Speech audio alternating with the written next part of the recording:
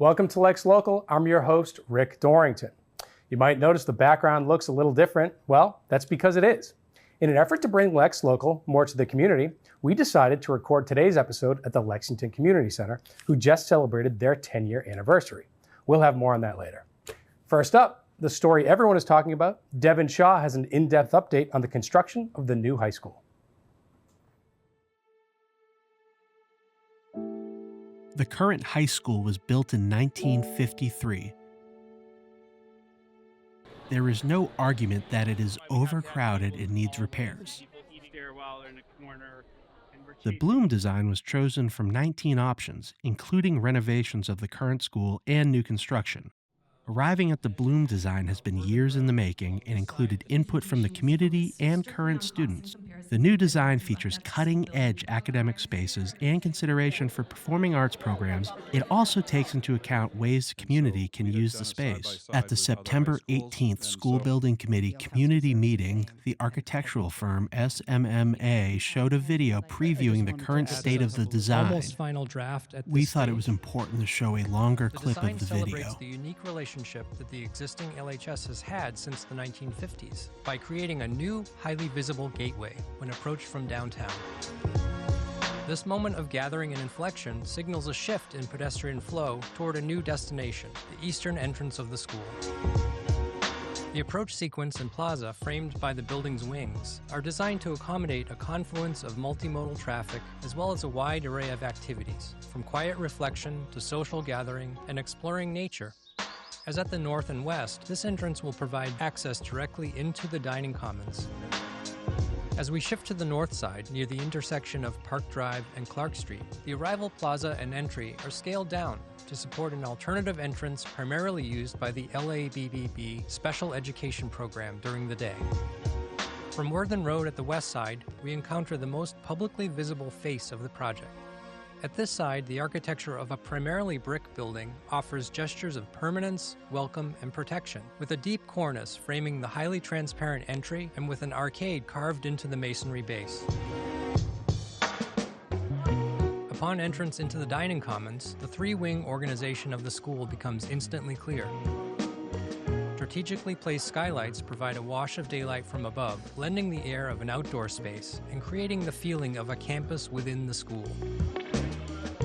Extending to a second-story balcony, the common space primarily functions as the cafeteria, with a seating capacity of 800, but it is so much more than that. It will truly be the heart and soul of the school, hosting events and activities well beyond school hours.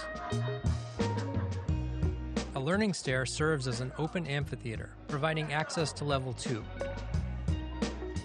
Let's take a pause and enjoy the view. Creating a flexible gathering space for both formal and informal speaking and audiovisual presentations that becomes a wonderful in-between space for student seating and gathering.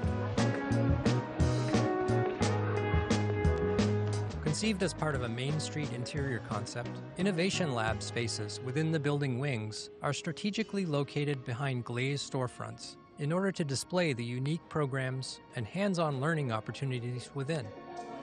This approach allows all students direct access to a wide range of resources and enhances their own sense of agency and potential for growth. Among the spaces for all students is a second-level cafe offering grab-and-go food options in a relaxed setting,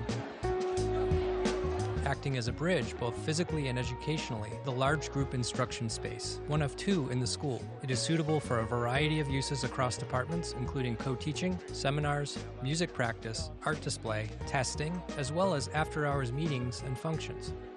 The Library Media Center at Level 2 is another feature space that serves all students with a variety of micro-settings suited to various modes of study, research, hands-on making, and respite. Its main reading room is generously scaled, with tall windows and warm material accents appropriate to its status as the academic hub of the school.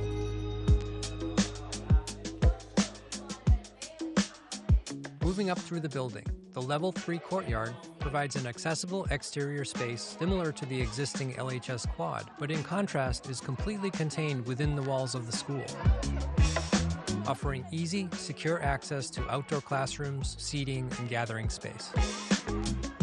The courtyard space is articulated with simple pockets of paved terrace space, defined by raised planters and fixed seating, providing a stage for a variety of activities at once, whether outdoor art projects, earth science observations, or social gatherings. Also enriches the quality of interior space immediately adjacent to it, acting as a light well that delivers natural daylight and views to the many classrooms, labs, and offices that front its perimeter. While the rendering showed what could become a stunning new high school, the total project cost remains a major topic of discussion. Here is a breakdown from project manager Doran Whittier. The total project budget for the new high school is $659.7 million, compared to where we were at the end of the last phase, which is called Preferred Schematic Report. We were at 662, so it's come down about 2.4 million since then. The 659 is broken up into three main buckets. There's the construction cost, which is the 534. That's essentially the contract that we're going to have with Turner Construction. And then there's everything else that the town has to purchase along with it, which is soft costs, and that's 94.5. And then there's also owner's contingency on top of that, which is the 31 million. And so it's important to note that in that construction cost of the 534, within that are contingencies. There's about 93 million worth of contingencies in there for design. As we continue to design, the costs are going to go up. Escalation is in there, tariffs, and CM contingency as well. It's also important to note that any unused contingency does result in a savings and therefore reduces the amount that the town will need to borrow. It's also important for folks to remember that we do have 3 more estimates to complete before we go out to bid this project, which is going to be in spring of 27. So this number can come down. The MSBA grant can never go up, but this number can come down as we move forward. So under the under the project costs, we have listed the grants and rebates that we're aware of. The Mass School Building Authority, we're anticipating is going to contribute around $111 million towards the project. We're thinking around 4.5 from Mass Save, and the Lab Collaborative. Mike Dr. Burton Hack has says secured $1 Lexington is million expected to from have them. to cover roughly So that brings the district share $543 million, to $543. primarily through municipal bonds and property tax increases. In your existing tax base. Carolyn Kosnoff, the Assistant Town Manager for Finance, introduced a taxpayer impact calculator on the town's website. This tool helps homeowners figure out the impact on their taxes over 35 years. Users can plug in their home value to see the expected tax increase for any given year. So that there's not a very sharp increase in taxes. Follow LexMedia for continuing coverage of the new LHS building project. A reminder, the vote for the debt exclusion is December 8th, and members of the school building committee will be at the Lexington Farmers Market through October to answer any questions you might have. Next up, Lexingtonians joined residents in Burlington outside of a nice field office located just across the street from the Burlington Mall. They're calling this standout Bearing Witness, and it's growing every week. Take a look. Federal administration keep treating immigrants like they are worthless. Never underestimate the power of a small group of committed people to change the world. What our state legislatures. So this is the regional Burlington ICE facility for New England. It's not a registered detention center, but there are people being held there, a lot of people in very poor conditions. And so we're trying to be the tip of the spear in this kind of way to intimidate and kind of suppress and make ICE agents just their job miserable as possible, try and hamper their progress. Do you think immigrants are members of our community? Yes! I want to speak to all the people out there who think that they're not, who think that immigrants are somehow parasites that are coming to our communities. These people are our neighbors. They're our friends. They're our teachers. They help prepare our food. They help keep us safe. And I can't stand by and let other people villainize members of our community, our own neighbors. My name's Reverend Andrew Harris. I'm the minister at the Burlington United Church of Christ, just a mile up the road. I'm here because I've been really disturbed by what I've seen ICE doing in our neighborhoods and our communities, how they're treating our neighbors, and I think that whether you were born in this country or not is irrelevant to how you should be treated, and I'm out here to try to stand up for compassion and kindness and dealing with our neighbors and members of our community. Right behind me is the ICE operations building. This is one of the main, if not the main, ICE operations building in all of New England. So right here in Burlington, in the shadow of the Burlington Mall, in this nondescript place, ICE agents get together and plan their raids. They leave from here to go out and abduct people off the streets, and then they bring people back here and detain them in inhumane and inhospitable conditions, all of which is against the agreement that they made with the town. I would argue that it's against the law, and we're out here to tell them that we're not going to stand by and just let that happen. I feel this is an obligation. I feel the word I would use is a calling. I think, my faith compels me to stand up for love for all people in our communities, regardless of where they were born, regardless of their immigration status. And so, we have members of our church, members of our community who are immigrants and who are feeling very afraid and very threatened right now. So I want to use whatever power I have to try to support them. I know, that's what's so crazy, right? Awesome how many people are here.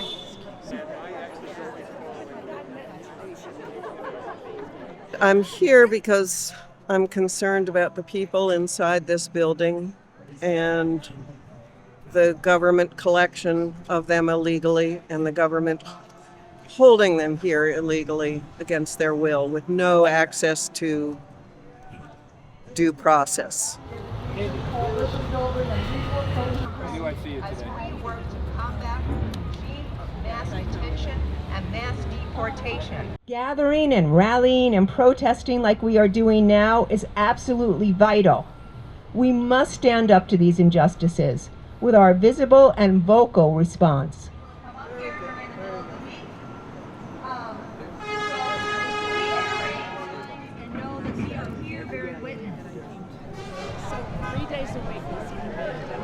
It's really horrible about what we're doing to people in our country and people who work so hard and pay their taxes that they don't actually get to take advantage of.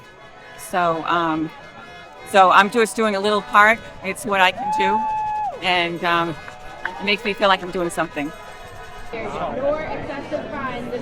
want to see not just people from Burlington coming here, not just people from around Massachusetts coming here. I want to see our elected leaders come here. Look at this building with your own eyes. Go inside this building like you have the congressional authority to do, and then come out and tell us what you've seen. For of the press, for the right of the people peaceably to assemble.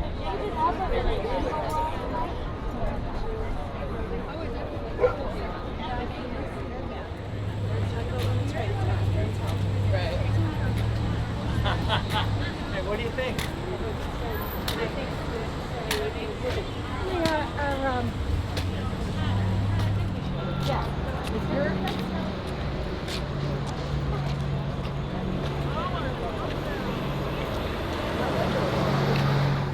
Now, people are gathering there at 1000 District Ave in Burlington every Wednesday, 11 a.m. to 1 p.m.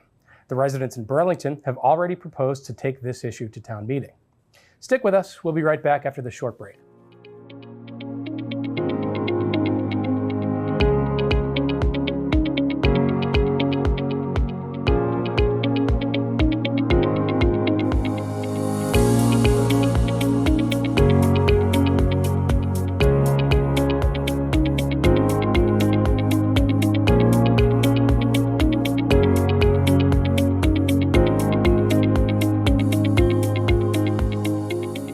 The LHS 2025 football season is well underway. LexMedia's Terry Samaras has some highlights from the first two games. A look at the future in an interview with the brand new head coach.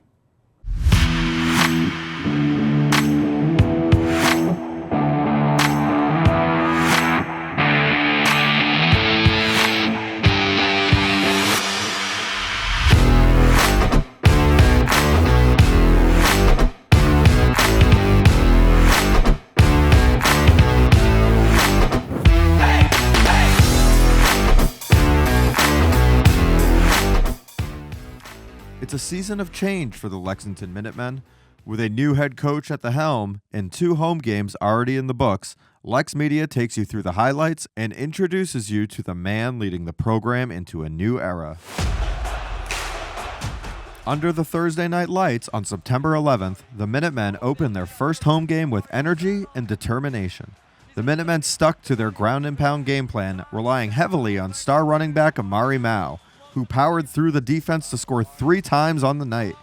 But late in the game, Mouse suffered an ankle injury that kept him limited in the fourth quarter. However, even with the injury, the Minutemen were able to hold on and get their first win of the season, 42-27. Oh, he's got a lane. Oh, he breaks it outside. Oh, speed. 20, 10, touchdown, Minutemen. The second home game brought the Acton-Boxborough Revolution to town. Lexington once again leaned on its run-heavy approach, but this time the ground-and-pound offense never really found its rhythm. However, quarterback Ethan Hatch was able to pull off a play action and find Charlie O'Brien for the long touchdown. A 55-yard score for the Lexington Minutemen. Acton-Boxborough's defense shut down the rushing attack for most of the night, leading to a tough 30-10 loss for the Minutemen. Space and just be brought down. Great tackle by Aiden Cooley there as he just found his way into the backfield and made the stop. So far this season, the Minutemen sit at 1 win, 2 losses after 3 hard-fought games. With plenty of football still ahead, Lexington faces a challenging schedule including matchups against Reading, Winchester, Arlington, and a special Thanksgiving week game against Concord Carlisle at Fenway Park. And to learn more about the man leading the Minutemen this season, we were able to talk to Coach John DeLuca to hear about his journey and his vision for Lexington football. What's up, guys? Terry Samaras down here at Dr. Harold Crum Field at Lexington High School. I am joined with the new head coach of the Minutemen football team, John DeLuca. John, thank you so much for joining me. Thanks for coming out. Really appreciate it. And how you kind of ended up here at Lexington. Certainly. Well, we can go backwards. For the last 3 years, I've been working at Wakefield. I was the offensive line coach over there and the defensive line coach. And I was also a special education teacher at the school. Prior to that, I was defensive coordinator for Dedham High School for 1 year. And before that, I was an assistant at Wellesley High School for 7 years. And while I was working there, I was also in the school as well as a special education teacher. I saw that the job had opened, and having familiarity already with the Middlesex League and also just being from the area generally, you can't pass up on this opportunity. If you had to describe your coaching philosophy, what do you think it would be? I think it's a very sound focus on the fundamentals. We really want to make sure that the guys are doing the little things correctly, using the right techniques, and also making sure that the details of each technique are executed to the level that we want them executed at. We want to make sure that the kids have a great experience, number one, and we want to make sure that the program is energized and that there's just a great attitude surrounding the program, whether it's our on-the-field performance or how we are in the community. Coach, thank you. Good luck this year. Thank you very much. Awesome. Thank you. Lexington High School is off to an exciting start with more action still to come. LexMedia will be there for every highlight and every story along the way. For LexMedia, I'm Terry Samaras. So as I mentioned at the top of the show, the Lexington Community Center, where I'm standing right now, just celebrated its 10-year anniversary. Community members came together to celebrate, and LexMedia was there to cover all the action. Take a look. Hi, my name is Dr. Crystal Ruff-Sidorov, and I'm here today with my family to celebrate the community center and the rich community that we call Lexington. So we have 2 young children, and one of the things that we found 2 years ago when we moved to Lexington from abroad, we came from a different country, was the real sense of community that is centered here. It's hard when you're new to a country and you're making friends and you're establishing these connections. And the events that the community center holds, the different types of people that you find here, the services it has here, the resources have really acted to help pull us together and help us to feel part of the Lexington community.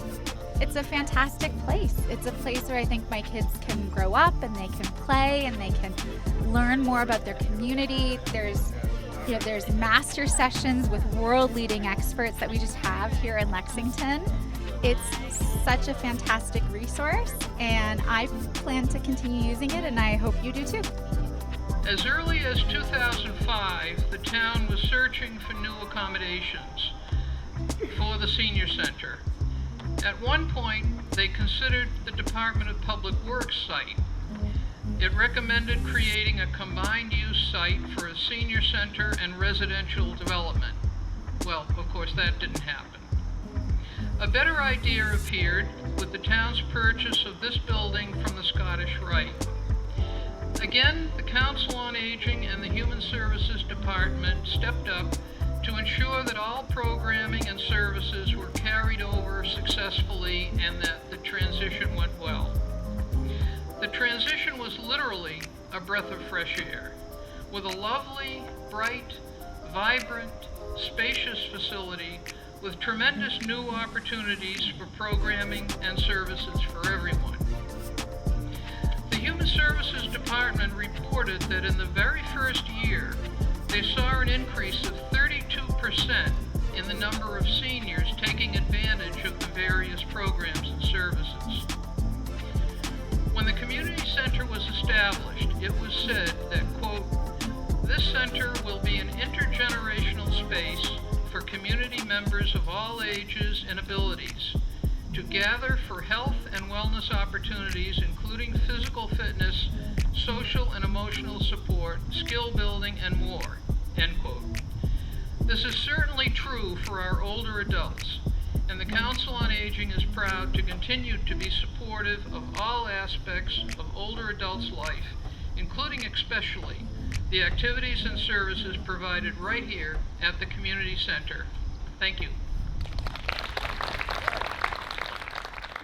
And a big thank you for the Community Center for hosting us today. Community members also came out to celebrate the Minuteman Bikeway in the second annual Bikeway Block Party.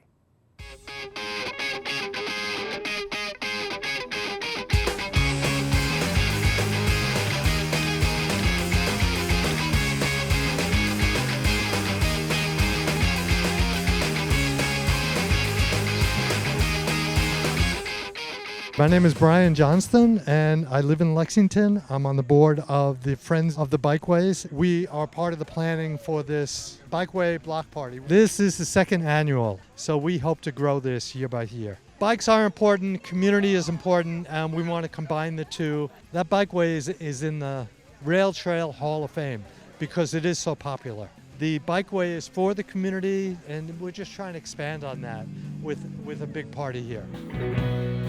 Watch it!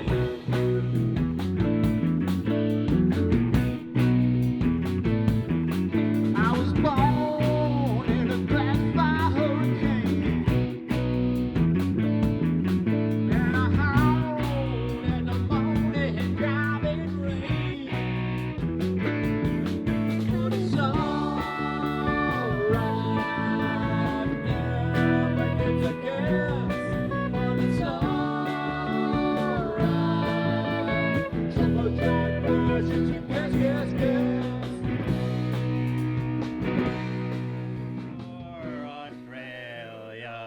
heave away, you bully, bully boys, heave away, all away, heave away, and don't you make a noise, for we're bound for Australia.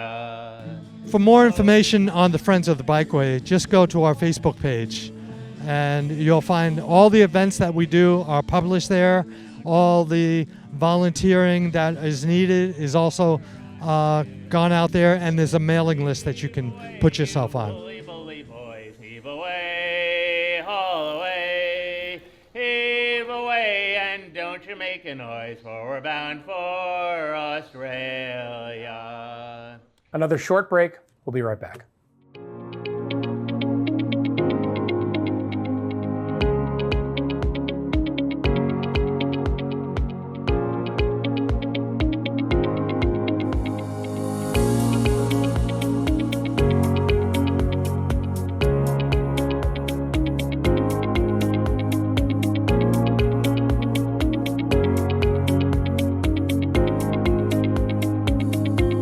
LexMedia's own former co-op student, Allison Russell, gives you a look into the Lexington Minuteman High School's Design and Visual Communications Department in our Minuteman Minute.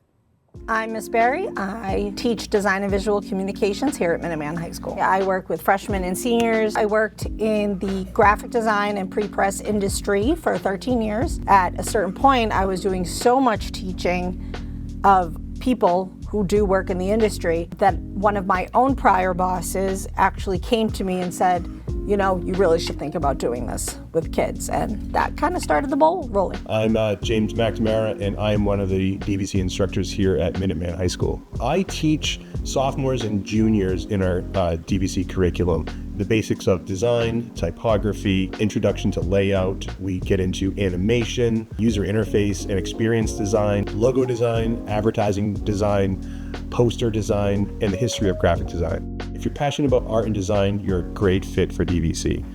If you're not that passionate about art, but you're a fan of technology and creating things on a computer, then you're also a very good fit for DVC. I'm Lark. I'm a DVC senior. I think my favorite part of DVC is the level of freedom and creativity we're allowed to have. There's a lot of space to be pretty creative and to personalize stuff. I am Ryan Combs. I'm a senior in design and visual communications. Minuteman is an amazing school that I am really, really glad that I came here. It's a great community and I really do love it. I absolutely love our DVC students. They're very creative, they're very invested in what they do, and they really make this job a ton of fun. There's a lot of fun that happens in this building, there's a lot of camaraderie. We're a big, small school right in the center of Massachusetts, and it's fantastic to be here.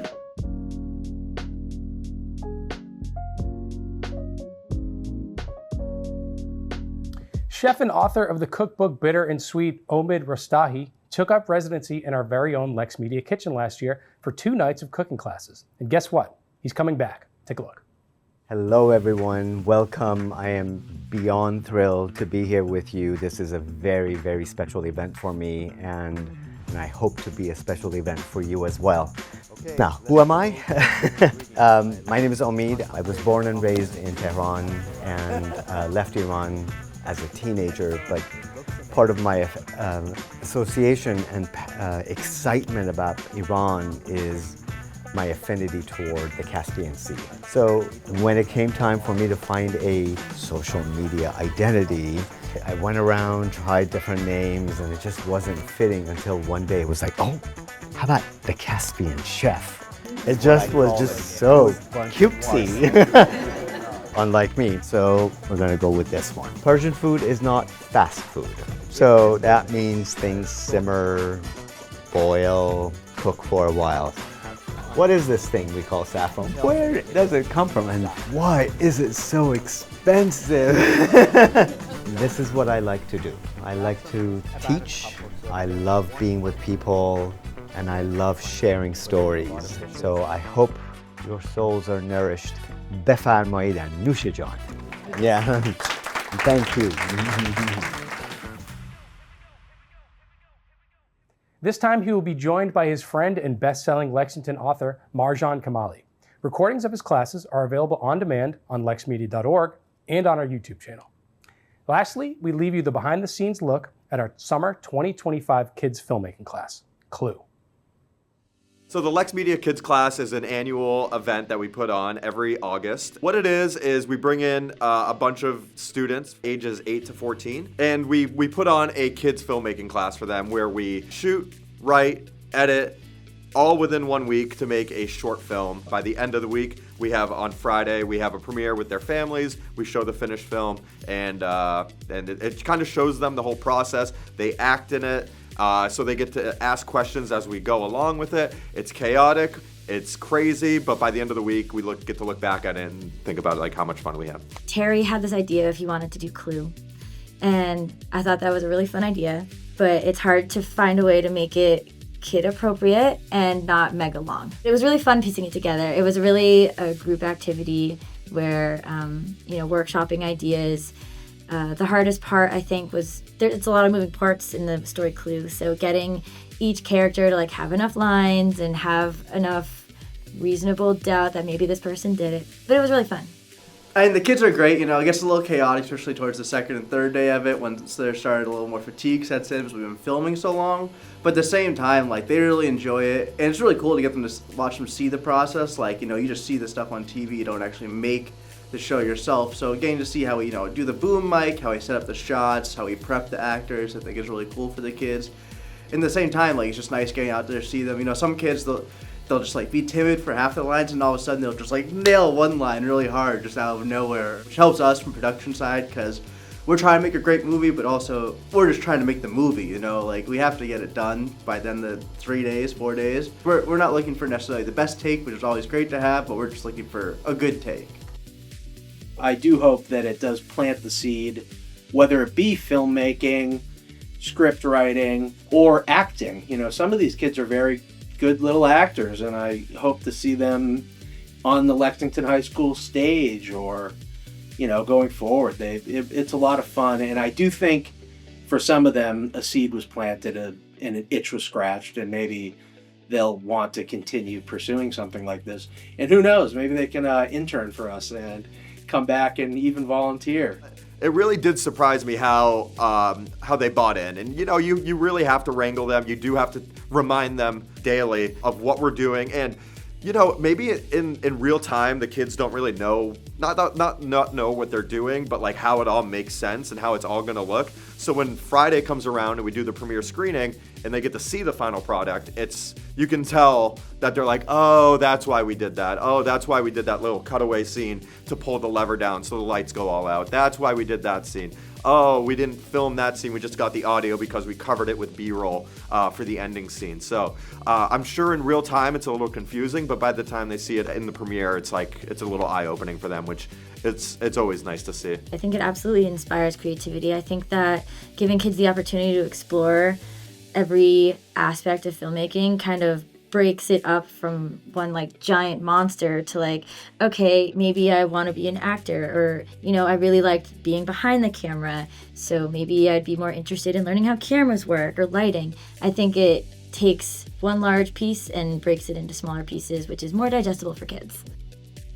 I do leave the class with a sense of accomplishment because we did accomplish something. Gratitude that the parents were willing to hand their kids off to us and trust us to guide them to learn new things, and a lot of fun memories. If even one of these, 10 kids works in film, that'd be awesome. Basically it's just nice to connect with the kids, get to know them, do something a little different, and connect with the community through them.